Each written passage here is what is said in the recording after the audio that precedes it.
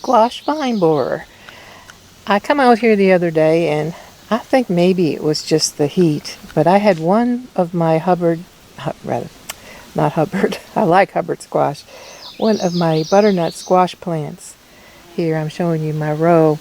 At the end of the row was just collapsed, and I thought, uh-oh, it's the squash vine borer bug. That's what it must be. And I had not done anything really. I didn't want to. I mean, we got the flowers. I don't want to kill the bees, so I didn't want to dust with insecticide or what. I don't even know if that would work with the squash vine borer.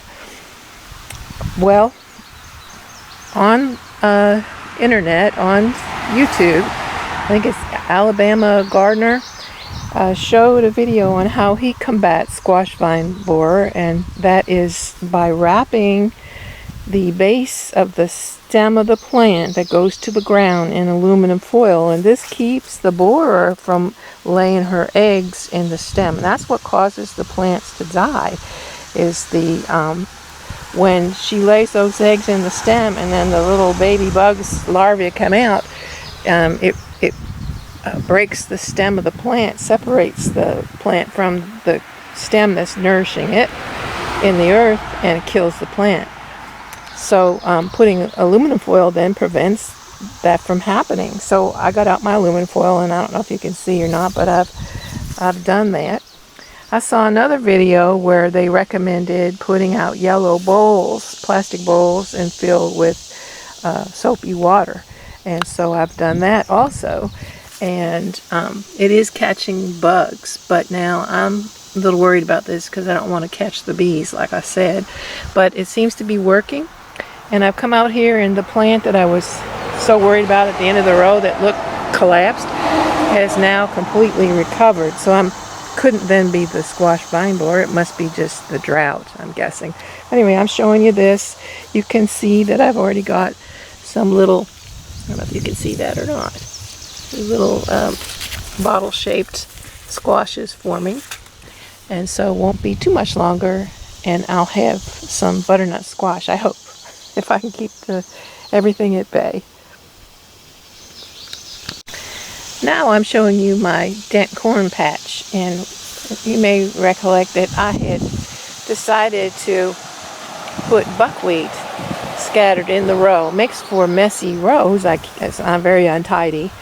But the idea that I had was to shade the roots of the corn, because it's just been so very, very hot that the corn was suffering. And you know, corn is a warm season crop, but yet it was just really being hurt. So I've got the buckwheat planted here, and buckwheat is nice because it puts phosphorus into the soil. So in between the corn, as I said, I planted the black-eyed peas, and that puts nitrogen in the soil. So hopefully between the nitrogen and the phosphorus and the shaded feet, even though it's very untidy looking, hopefully this will help my corn do well. And it is still stunted, but I am starting to get some tassels to form. So that's good. I'm hoping to make my own chicken feed here, so I'll have some dent corn and some black-eyed peas to grind together. You know, chicken feed has gotten very, very high at the store. Anyway, here is some more squash, and again, I've done the same thing. I've put aluminum foil around the base, the stem, the part of the main stem that goes to the ground, and that seems to be working fine. And that is from a tip from Alabama Gardener, so a shout out to him. I'm learning so much from you all, honestly. Now, I had to break down and use my 7 Dust, and I don't like to use 7 Dust, but there is one thing that works on flea beetles, and that is 7 Dust. That's the only thing I've found. So you can see that the I don't know, maybe you can't see, but the eggplants are putting flowers out. And what I've done here, since eggplant is a very thirsty plant and I'm having trouble keeping this garden watered, is I cut out feed bags, slits, and put them around the eggplants to keep the moisture into the ground, or try to hold the moisture into the ground. and that seems to be working. So we'll see. Here are finally some beans.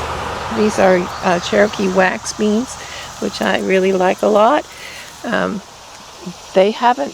of my beans have been doing good until I got a tip from watching a video by Travis over at Prepared Homestead about using shade cloth. This is a game changer, folks, and it's not that expensive.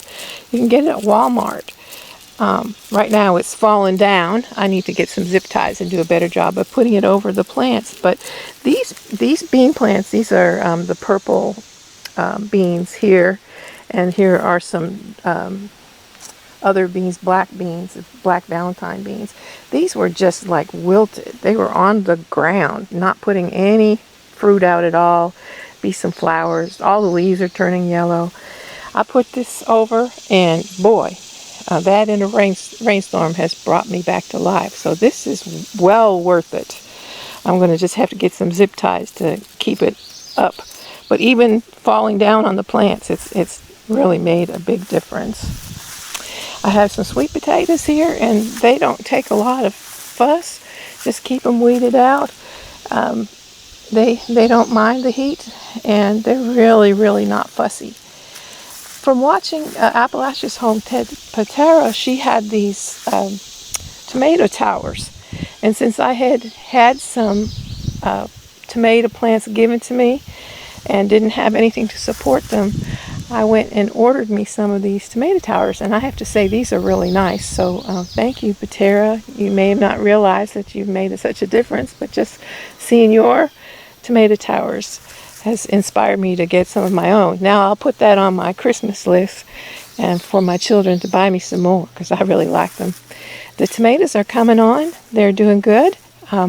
In the worst of the drought, I was out here pulling yellow leaves off the bottom, but they're flowering and setting fruit, and I even got some ripe ones off yesterday evening. I'm going down here. My onions are just not doing well at all.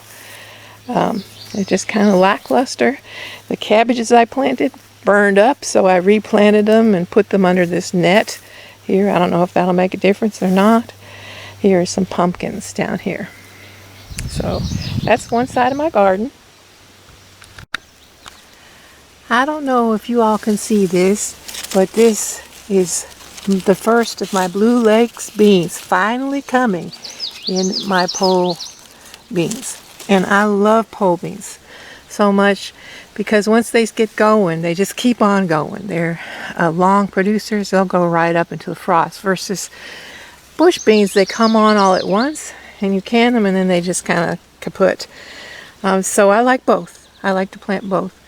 What I have here is a problem, though. I don't know if you can see these leaves. At first, I come out here and I thought, well, it may be the bean beetle, because if you flip over the leaves, that's where the bean beetle larvae, you'll find them. I was seeing those little yellow, squishy caterpillar-like things.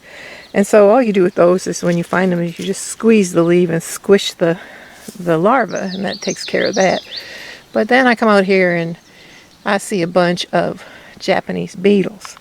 And so I've been dispatching these with just good old soapy water. If you can see these beetles here, it's kind of gross, I know. I've got a can, and you want a wide can so that you have better luck catching them. And what I do is I put the can, when I spot the Japanese beetle, I put the can underneath there and shake the bean vine. And the Japanese beetles are so clumsy that they just fall right in and then they drown. So that seems to be working. It's taking care of those. I'm also going to try some of those bait lure traps and see if I can make sure that they don't take my precious beans. Now, more than anything, I'm worried about my corn because raccoons can tell just when your corn is ripe. I swear they must smell it or something. I don't know. So all this time I've been trying to come up with ways that I can keep them out of my corn, because I really want this sweet corn this year. My son has been talking about it. I'd given him some last year and he was just like, Mom, when's the corn? When's the corn? So I really want to have success. So I bought me a little bit of plastic garden fence at Walmart. And of course this isn't going to keep a dedicated raccoon out, but it will slow them down is my thinking. So that will slow them down enough to where my dogs will come out and chase them off. I've got some very protective dogs, and they like to come down in the garden and scare off. They've already caught a couple of possums. The other thing I'm showing you here is something I used back in the day when I had coyotes and the sheep. I don't know if you can see that entirely. I'm trying to get it where you can see it. And the sun's on my camera. So this is a night guard device. It's solar powered, and what it does is it emits a tiny red light at night, just a flash. And this is supposed to simulate the flash of the retinas of a predator and keep things scared out of your whatever it is you're trying to protect, whether it be chickens or sheep or whatever. So night guards. So I'll see if that works. Got them affixed to the post. I'm also going to try the scent route, because apparently I've learned this from another YouTuber. Apparently Irish Spring soap is very, very unpleasant to raccoons and possums and such like, and so I'm going to tie some soap, Irish Spring soap, to these posts and see if I can deter them that way as well. The last protection measure, by the way, the corn is coming. Peas, of course, died back, but you can see it's starting to, ears are starting to come out at angles from the stalk. Not ready yet. Like I said, it's going to be close though, and when it happens, I've got to really be worrying about the raccoons, because they took just about everything. After I give my son that corn last year, I come out the following night to pick the rest of the corn, and it was all gone. It was all knocked down, chewed up, and I was like, man. So they work fast when they come. So the last thing I'm showing you is another, I hope, way of deterring the raccoons, and this is a motion detector light. It's not solar powered. Be nice if it was. It's not. And I've just mounted it to this frame that I'm using to support my cucumbers on. And so when something breaks this sensor, it'll flash a really bright spotlight, and that might be enough to scare off the raccoons. So far so good. But then again, I knock wood, because the corn isn't yet at the peak, and when it's at the peak, that's when I expect I'll have some nighttime marauders. Anyway, I just wanted to say thank you to all the YouTubers that have helped me this year dealing with problems. You don't realize you've helped, but you have. I've been learning so much from you. You all are great teachers. So Alabama Gardener, Pinball, Appalachian Homestead, Travis at Prepared Homestead, and several others, too many to mention. I've learned so much from you, and you guys really are a wealth of knowledge and help, and so here's hoping that the garden will be the best this year ever. Thank you all. God bless. Granny Sue.